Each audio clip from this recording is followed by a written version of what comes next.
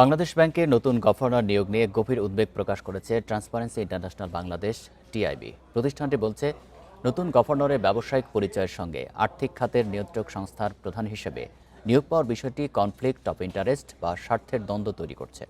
বৃহস্পতিবার এক সংবাদ সম্মেলনে একথা বলা হয়। এছাড়া র্যাব বিলুপ্তির চেয়ে বেশ কিছু খাতে সংস্কারের সুপারিশ করেছে টিআইবি।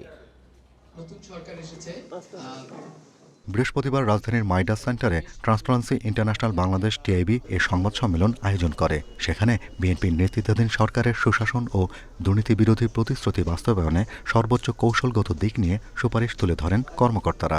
আলোচনায় উঠে আসে সম্প্রতি বাংলাদেশ ব্যাংকের গভর্নর নিয়োগ প্রক্রিয়া নিয়ে।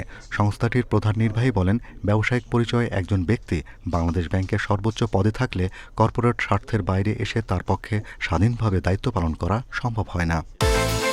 বিকাশ পেমেন্টে 10,000 টাকার বেশি অফার। শপিং চলছে তো।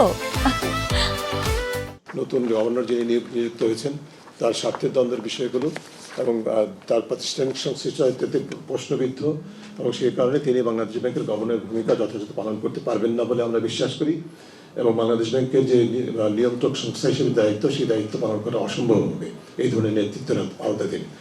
সংবাদ সম্মেলনে বলা হয়, টিআইবির সুপারিশে র্যাব বিলুপ্তি করে যে কর্মকর্তারা বিচার বহির্ভূত হত্যা গুমের সাথে জড়িত ছিল তাদের বিচার চাওয়া হয়েছে।